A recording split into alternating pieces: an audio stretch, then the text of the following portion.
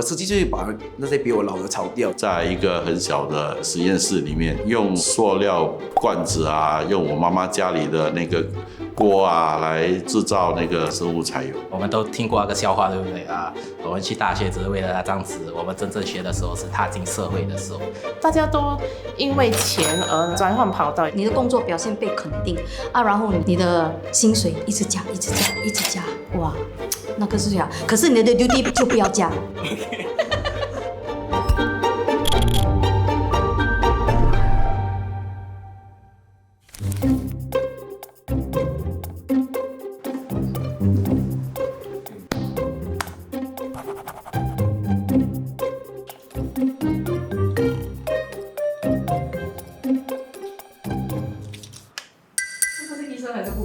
这是 police。警察先生，看不出吗？虽然我很想要，可是肉体不可以啦，哈。小时候我是想当 fireman， 就是很 sucky when 你去救人。My dream job was to be a vet。我要做银行，因为我要很多花红。以前我们有那个 yellow book 啊，我就写，整个新加坡的银行写到完。用那只手呢去帮助人，比如说做一些义工啊。I've always aspired to be a teacher. When I was younger, I wanted to be a paleontologist. 我想当一个歌手。I wanted to be an actor， 工程师的，太空人。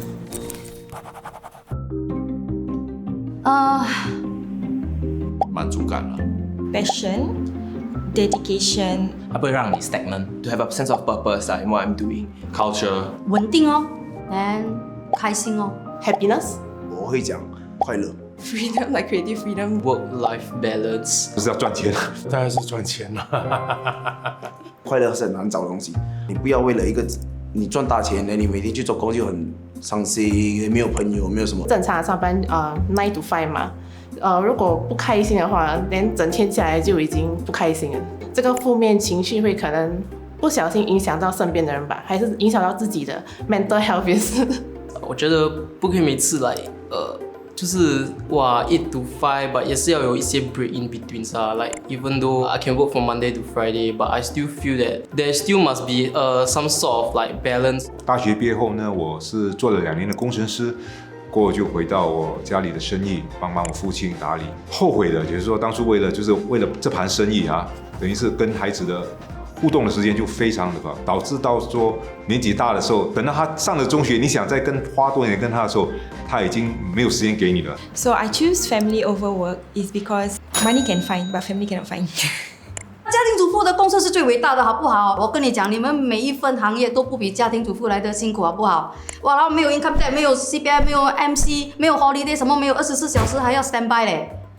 Having that sense of purpose will drive me, and without that, then it just kind of becomes chore, right? 做一份工久了，你多多少少都会比较舒服一点，你会 get into your comfort zone。全世界都变了，可是你还是一样，你每天还是做一样的东西，烦一样的事情。Like I think every job has money, of course, but the culture is what makes me stay. It gives me a lot of happiness knowing that the stuff that I do helps the communities that they need. 刚刚开始其实是天方夜谭的一个东西来，没有人会相信说啊，你这个有加贵的油啊，可以拿来做生物柴油。不过在2、3年前嘛，远洋的那些船只都开始在用我们的产品，所以我觉得这个是满足感了。不过满足感是15年后才有的。renter 跟 manpower 是 number one， 加上现在请人也是很麻烦，我 hit 不到quota了。我们要有几个自己新加坡人才可以请到一个外劳，而且你要请外劳right，你也是会 take a gamble 嘛，因为你 lock 他就是 lock 一个2年到3年。我们不是不要请新加坡人，而是真的请不到。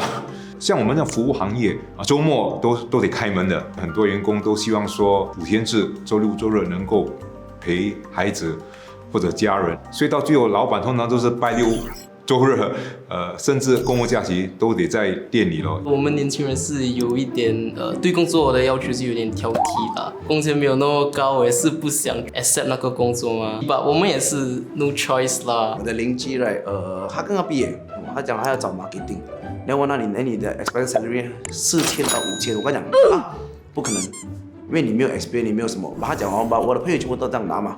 因为现在年轻人一直你比我，我比他，一直比来比去了。 My friends who are going into tech, the computing industry, are saying that it's a bit difficult to get jobs because certain companies, like bigger companies, are having hiring freezes and having layoffs. 2021年的时候，我不小心跌倒受伤了。去年4月呢，继续动了一个脊椎的手术。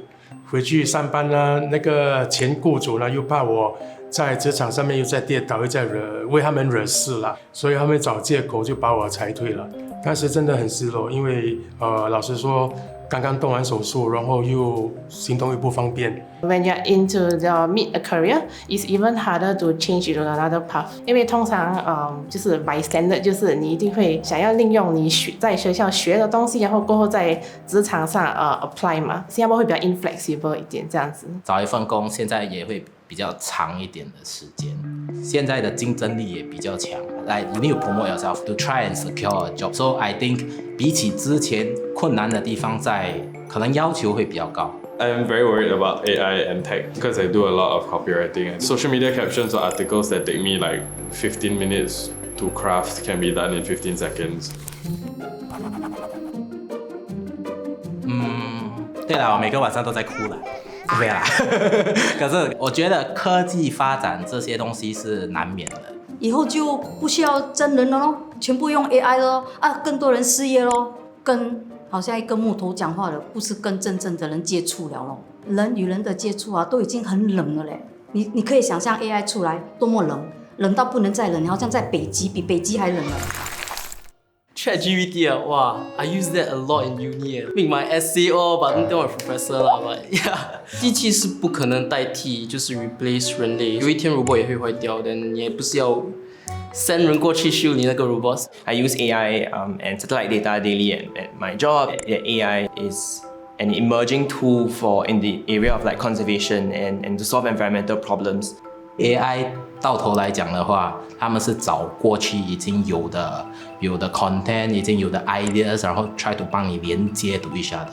But 我们还是可以 try to 找新的道路、新的方向，新的 ideas。如果你不断的进步，让自己学多一点 skills 进步的话 ，actually 被取代不是一件那么容易的事情啦。我有一度想要就是转去做一些比较 technical aspect 的一些工作，好像data analyst， 因为现在科技越来越发达嘛，所以应该需要比较多这种专业的人士去 handle 这种AI 类似的工作。I was reading a previous article that drew a parallel between like AI and nuclear energy. AI, if managed, can definitely lead to a lot of like benefits for humanity as well.